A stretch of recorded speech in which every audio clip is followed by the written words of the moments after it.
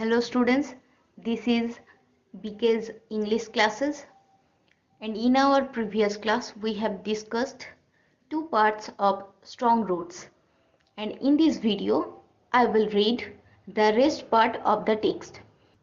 তো তোমরা যদি এই চ্যানেলে নতুন তাহলে চ্যানেলটি সাবস্ক্রাইব করে পাশে থেকো, যদি ভালো লাগে অবশ্যই জানিও। তো আশা করি তোমাদের সকলের কাছে বই আছে এবং চলো তারপরে শুরু করা যাক। আগের ক্লাসে আমরা 119 পেজ পর্যন্ত পড়েছিলাম, তারপরের প্যারা থেকে আমরা শুরু করব। Why don't you say this to the people who come to you for help and advice? I asked my father. I অর্থাৎ আব্দুল কালাম। আব্দুল কালাম তার বাবাকে জিজ্ঞেস করলেন, তুমি কেন সেই সমস্ত মানুষদের কথা বলো না যারা তোমার সাহায্য এবং উপদেশের জন্য তোমার কাছে আসে? অর্থাৎ তিনি তার বাবাকে জিজ্ঞেস করছেন, তুমি তাদেরকে সেই সমস্ত কথা কেন বলো না যারা তোমার উপদেশ এবং সাহায্যের জন্য তোমার কাছে আসে। অ্যাডভাইস অর্থাৎ উপদেশ, হেল্প মানে সাহায্য। পুরো লাইনটি আমাদের ডাইরেক্ট থেকে ইনডাইরেক্ট স্পিচে করতে হতে পারে। পরীক্ষায় কিন্তু গ্রামাটিক্যাল, যেহেতু টেক্সচুয়াল গ্রামার আছে, তাহলে এই লাইনটি কিন্তু তুলে প্রশ্ন দিতেই পারে। He put his hands on my shoulders and looked straight into my eyes. তিনি তার হাত দুটো আমার কাঁধে রাখলেন এবং সোজাসুজি আমার চোখের দিকে তাকিয়েছিলেন।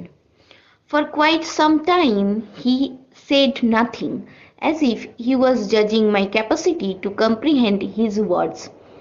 কিছু সময়ের জন্য তিনি কিচ্ছু বললেন না।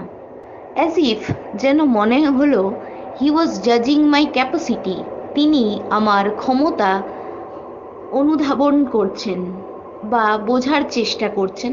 টু কম্প্রিহেন্ড হিজ ওয়ার্ডস, তার কথা বোঝার জন্য, অর্থাৎ তিনি হয়তো আমার ক্ষমতা বোঝার চেষ্টা করছেন যে আমি তার কথা বোঝার মতো অবস্থায় আছি কিনা বা আমি তার কথা বুঝতে পারি কিনা। এখানে জাজ করা মানে অনুধাবন করা বা পর্যবেক্ষণ করা। এখানে ক্যাপাসিটি অর্থাৎ ক্ষমতা, কম্প্রিহেন্ড মানে বুঝতে পারা, অর্থাৎ তার কথা বোঝার মতো আমার ক্ষমতা আছে কিনা সেটা তিনি পর্যবেক্ষণ করছিলেন বা বোঝার চেষ্টা করছিলেন। Then he answered in a low deep voice, তারপর তিনি উত্তর দিলেন খুবই নিম্ন এবং গভীর গলায়। His answer filled me with a strange energy and enthusiasm, তার উত্তর আমাকে এক অদ্ভুত ক্ষমতা এবং উদ্দীপনায় ভরে দিয়েছিল বা উদ্দীপনা জুগিয়েছিল। এনার্জি অর্থাৎ ক্ষমতা এবং এনথুজিয়াজম কথার অর্থ উদ্দীপনা, অর্থাৎ তার কথা আমাকে এক গভীর শক্তি বা অদ্ভুত শক্তি এবং উদ্দীপনা দিয়েছিল বা প্রদান করেছিল। Whenever human beings find themselves alone, যখনই মানুষ নিজেদেরকে একা খুঁজে পায় বা একা অনুভব করে, as a natural reaction, খুব সহজ প্রতিক্রিয়া হিসেবে বা প্রাকৃতিক প্রতিক্রিয়া হিসেবেই they start looking for company, তারা সঙ্গ খোঁজে, অর্থাৎ তারা সঙ্গ বা সঙ্গী খোঁজার চেষ্টা করে। Whenever they are in trouble, যখনই তারা কোনো সমস্যায় পড়ে, trouble মানে সমস্যা বা বিপদ, they look for someone to help them, তারা একজনকে খোঁজে যারা তাকে সাহায্য করতে পারে। Whenever they reach an impasse, they look to someone to show them the way out. Whenever যখনই they reach an impasse, তারা যখন কোনো অচল অবস্থায় পৌঁছায়, they look to someone, তারা কাউকে খোঁজে, to show them the way out, তাদেরকে বেরোনোর পথ দেখাবে সেরকম কোনো একটা মানুষকে তারা খোঁজে। অর্থাৎ যখন মানুষ কোনো অচল অবস্থায় পৌঁছে যায়, সেই অচল অবস্থা থেকে বেরোনোর জন্য তারা কিন্তু কোনো মানুষের খোঁজ করে বা কারোর খোঁজ করে। Every recurrent anguish, longing and desire finds its own special helper. প্রতিটি পুনরাবৃত্ত যে ক্ষোভ, আকাঙ্ক্ষা এবং ইচ্ছা একজন বিশেষ সাহায্যকারীর খোঁজ করে। অর্থাৎ বারবার যখন মানুষ এখানে রিকারেন্ট কথার অর্থ পুনরাবৃত্ত বা রিপিটেটিভ। যখন মানুষ বারবার বিপদে পড়ে বা বারবার ওর মনে ক্ষোভ, আকাঙ্ক্ষা এবং ইচ্ছে জন্মায়, তার একটা বিশেষ সাহায্যকারীর প্রয়োজন বোধ হয়। For the people who come to me in distress, I am but a go-between in their effort to propitiate demonic forces with prayers and offerings. For the people who come to me in distress অর্থাৎ বিপদ বা প্রতিকূলতা বা অসুবিধা, সেই সমস্ত মানুষ যারা আমার কাছে সমস্যার সময় বা অসুবিধার সময় আসে, I am but a go-between, আমি একটা মাধ্যম হই। গো বিটুইন কথার অর্থ মাধ্যম হওয়া বা সংযোগ স্থাপনকারী। মাধ্যম হয় ইন দেয়ার এফর্ট, তাদের চেষ্টায়, টু প্রপিসিয়েট ডিমোনিক ফোর্সেস। প্রপিসিয়েট কথার অর্থ শান্ত করা। ডিমোনিক ফোর্সেস দানবীয় বা অশুভ শক্তি। অশুভ শক্তিকে শান্ত করার চেষ্টায় আমি একজন মাধ্যম হই। With prayers and offerings, prayers অর্থাৎ প্রার্থনা, অফারিংস অর্থাৎ দান, অর্ঘ্য বা উপহার। অর্থাৎ যখন কোনো মানুষ বিপদের মধ্যে পড়ে এবং আমার কাছে আসে, আমি তাদের যে চেষ্টা অর্থাৎ অশুভ শক্তিকে শান্ত করার তাদের যে চেষ্টা, সেখানে আমি একজন মাধ্যমকারী হিসাবে বা সংযোগ রক্ষাকারী হিসাবে কাজ করি। কিসের মাধ্যমে? না প্রেয়ার এবং অফারিং এর মাধ্যমে, অর্থাৎ প্রার্থনা এবং কোনো উপহার বা অর্ঘ্য প্রদানের মাধ্যমে আমি তাদের মধ্যে একটা যোগাযোগ স্থাপনকারী হিসাবে কাজ করি। অর্থাৎ ভগবান বা যে ঈশ্বর আছে, দানবীয় শক্তি এবং বা অশুভ শক্তি এবং তাদের যে প্রার্থনা, এই দুটোর মধ্যে আমি, অর্থাৎ তাদের প্রার্থনা বা এসবের মাধ্যমে যে তাদের শান্ত করার যে চেষ্টা, তাদের মধ্যে আমি মাধ্যম হিসাবে কাজ করি। This is not a correct approach at all and should never be followed. এটা কিন্তু কখনোই সঠিক পদ্ধতি নয় বা সঠিক দৃষ্টিভঙ্গি নয়, অ্যান্ড কখনোই সেটা অনুসরণ করাও উচিত নয়। অর্থাৎ তিনি বলছেন, এই যে আমি এইভাবে মধ্যস্থতা করার চেষ্টা করি, এটা কিন্তু কোনো সঠিক অ্যাপ্রোচ হলো না বা এটা কোনো সঠিক দৃষ্টিভঙ্গি হলো না। এটাকে কখনোই অনুসরণ করা উচিত নয়। ফলোড কথার অর্থ অনুসরণ করা। One must understand the difference between a fear-ridden vision of destiny and the vision that enables us to seek the enemy of fulfillment within ourselves.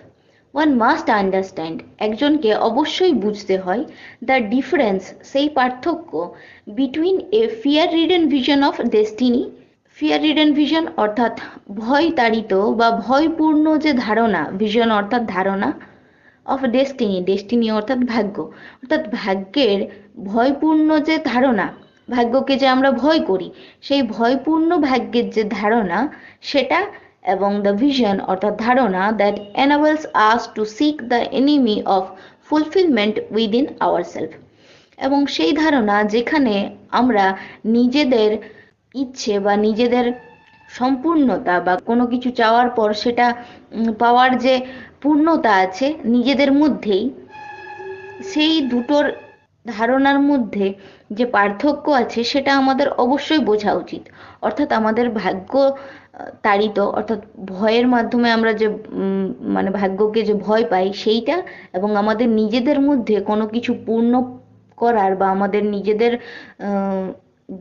আমরা নিজেরা নিজেদের মধ্যে যেভাবে পূর্ণতা পেতে পারি, সেই দুটোর মধ্যে যে বিপরীত আছে বা এই দুটোর মধ্যে যে পার্থক্য আছে সেটা অবশ্যই আমাদের বোঝা উচিত। একটা ভাগ্য দ্বারা নির্ধারিত এবং একটা আমাদের নিজের চেষ্টা বা নিজের কোনো কাজের দ্বারা নির্ধারিত, এই দুটোর মধ্যে যে পার্থক্য আছে এটা অবশ্যই আমাদের মেনে নিতে হবে বা এটা অবশ্যই আমাদের বুঝতে হবে।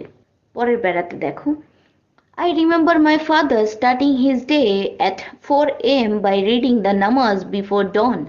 আমার মনে আছে আমার বাবা সকালটা শুরু করতেন প্রায় 4টার দিকে, বা তার দিন শুরু করতেন সকাল বা ভোর 4টার দিকে নামাজ পড়ার পর। ডন কথার অর্থ ভোর, নামাজ অর্থাৎ মুসলিম সম্প্রদায়, তো নামাজ পড়ার মাধ্যমে তারা তাদের দিনটি শুরু করেন। After the namaz, he used to walk down to a small coconut grove we owned about 4 miles from our home. নামাজের পর তিনি হাঁটতে যেতেন। কোথায় না, তিনি হাঁটতে যেতেন একটা ছোট নারকেল বাগানে, যেটা আমাদেরই ছিল, অর্থাৎ আমাদেরই ছোট নারকেল বাগানে তিনি হাঁটতে যেতেন, যেটা about 4 miles from our house, যেটা আমাদের বাড়ি থেকে প্রায় 4 মাইল দূরত্বে ছিল বা দূরে ছিল। He would return with about a dozen coconuts tied together, thrown over his shoulders, and only then would he have his breakfast. তিনি তারপর বাড়ি ফিরতেন প্রায় 1 দর্জন নারকেল একসঙ্গে বেঁধে তার কাঁধের উপরে ফেলে তিনি কিন্তু বাড়ি ফেলতেন। and only then would he have his breakfast, এবং তারপরেই তিনি সকালের খাবার খেতেন বা প্রাতরাশ সারতেন।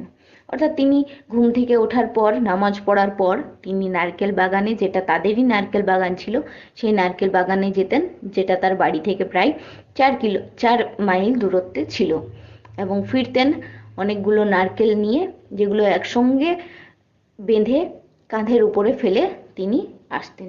তারপরেই তিনি তার সকালের খাবার খেতেন। This remained his routine even when he was in his late 60s. এটাই তার নিয়মিত, অর্থাৎ এটাই তার রুটিন হয়ে গিয়েছিল বা অভ্যাস হয়ে গিয়েছিল, এবং এটা তিনি বজায় রেখেছিলেন তার 60 বছর, অর্থাৎ 60 বছর পরেও তিনি এই নিয়ম ফলো করে যেতেন বা অনুসরণ করে যেতেন। পরের প্যারা দেখো। I have throughout my life, আমিও আমার জীবনে বা সারা জীবন ধরে tried to emulate my father in my own world of science and technology. আমিও আমার সারা জীবন ধরে আমার বাবাকে অনুসরণ করার চেষ্টা করেছি বা অনুকরণ করার চেষ্টা করেছি in my own world of science and technology. আমার নিজস্ব যে বিজ্ঞান এবং প্রযুক্তিবিদ্যার জগৎ ছিল, সেখানে আমি আমার বাবাকে অনুকরণ করার চেষ্টা করেছি। এমিউলেট কথার অর্থ অনুকরণ করা বা ইমিটেট করা। টেকনোলজি প্রযুক্তিবিদ্যা, সায়েন্স অর্থাৎ বিজ্ঞান। I have endeavored to understand the fundamental truths revealed to me by my father and feel convinced that there exists a divine power that can lift one up from confusion, misery, melancholy, and failure and guide one to one's true place. I have endeavored. লাইনগুলো তো অনেকটাই বড়, তাহলে ছোট ছোট করে আমি ভেঙে পড়ছি। I have endeavored, আমি প্রচেষ্টা করেছিলাম, টু আন্ডারস্ট্যান্ড, বুঝতে, দ্য ফান্ডামেন্টাল ট্রুথস, সেই প্রধান সত্যতাগুলো বোঝার প্রচেষ্টা করেছিলাম, রিভিলড টু মি, প্রকাশিত করা হয়েছিল আমাকে, বাই মাই ফাদার, আমার বাবার দ্বারা, অর্থাৎ সেই সমস্ত প্রধান সত্যতাগুলো যেগুলো আমার বাবা আমার কাছে প্রকাশিত করেছিলেন, সেগুলো আমি বোঝার প্রচেষ্টা করেছিলাম। অ্যান্ড ফিল কনভিন্সড, এবং অনুভব করেছিলাম বুঝতে, এবং সম্পূর্ণভাবে অনুভব করেছিলাম বুঝতে, that there exist a divine power, এবং অনুভব করেছিলাম যে এখানে সত্যি এক ঐশ্বরীয় ক্ষমতা আছে বা ঐশ্বরীয় ক্ষমতা উপস্থিত রয়েছে। That can lift one up, যেটা একজনকে ঊর্ধ্বে তুলে নিতে পারে বা একজনকে তুলে নিতে পারে, ফ্রম কনফিউশন, দ্বিধাদ্বন্দ্ব থেকে তুলতে পারে বা টেনে তুলতে পারে, মিজারি, যন্ত্রণা, মেলানকলি, একাকিত্ব বা একঘেয়েমি, অ্যান্ড ফেলিয়ার, ব্যর্থতা, অর্থাৎ ব্যর্থতা, একঘেয়েমি, যন্ত্রণা এবং দ্বিধাদ্বন্দ্ব থেকে একজনকে তুলে আনতে পারে, অর্থাৎ বের করতে পারে এ সমস্ত যন্ত্রণা থেকে। And guide one to one's true place, এবং একজনকে পথপ্রদর্শন করতে পারে তার নিজস্ব জায়গায়, অর্থাৎ সেই এক ঐশ্বরীয় ক্ষমতা আছে যা আমাদেরকে এই দ্বিধাদ্বন্দ্ব, যন্ত্রণা, একাকিত্ব হোক বা একঘেয়েমি হোক, ব্যর্থতা হোক, এ সমস্ত কিছু থেকে বের করে আনতে পারে এবং আমাদের নির্দিষ্ট যে পথ, আমাদের যেখানে যাওয়া উচিত সেই পথে আমাদের পরিচালনা করতে পারে। গাইড কথার অর্থ পরিচালনা করা। And once an individual severs his emotional and physical bond, he is on the road to freedom, happiness and peace of mind. এবং একজন ইন্ডিভিজুয়াল অর্থাৎ যে কোনো একজন ব্যক্তি, পার্টিকুলার একজন ব্যক্তি, এবং যে কোনো একজন ব্যক্তি severs his emotional and physical bond, যখনই কোনো একজন ব্যক্তি তার আবেগীয় এবং শারীরিক যত বন্ধন আছে সেগুলো কাটিয়ে ওঠে বা ছিন্ন করে, শিবের কথার অর্থ ছিন্ন করা, যখনই ছিন্ন করতে পারে, he is on the road to freedom, happiness and peace of mind.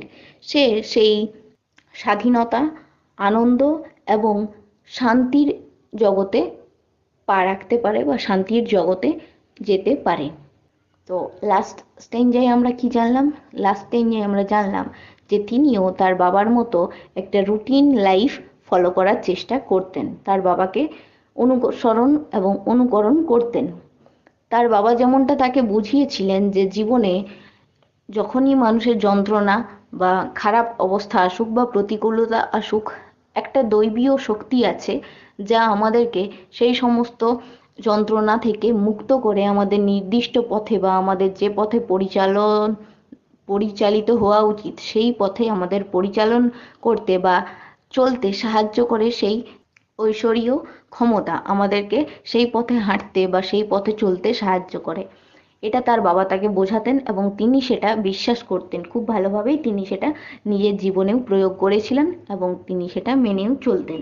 আর যখনই কোনো মানুষ তার শারীরিক বা এই যে পার্থিব সুখ বা আবেগীয় যে সুখ আছে বা আবেগ আছে সেই সমস্ত কিছুকে ছিন্ন করতে পারতেন, তখনই সে আসলেই সুখ, স্বাধীনতা এবং শান্তির মধ্যে হাঁটতে পারতেন বা শান্তি পেতেন। তো পুরো টেক্সটটা জুড়ে আমরা আব্দুল কালামের তার বাবা মায়ের সঙ্গে এবং তার পারিবারিক যে সম্পর্ক ছিল, তিনি কিভাবে তার বাবাকে অনুকরণ করতেন নিজের জীবনে, তার বাবা তাকে কিভাবে আবেগ কাটিয়ে নিজের পথে চলার ক্ষেত্রে সাহায্য করেছেন, পুরো টেক্সট জুড়ে আমরা তারই ছাপ পেয়ে আছি। তাহলে কেমন লাগলো পুরো টেক্সটটি পড়ে অবশ্যই জানিও। যদি ভালো লেগে থাকে তাহলে চ্যানেলটি সাবস্ক্রাইব করে পাশে থেকো। কোনো সাজেশন থাকলেও জানাতে পারো। পরবর্তী ভিডিওতে আমি কিছু এমসিকিউ নিয়ে আসার চেষ্টা করব। আশা করি ভালো লাগবে। কেমন লাগছে জানিও। আজকের জন্য এতটাই থাক। পরবর্তী আপডেট নিয়ে আবার আসবো। পরবর্তী আপডেটের জন্য আমার চ্যানেলটি ফলো করো, অর্থাৎ সাবস্ক্রাইব করে দিও। Thank you.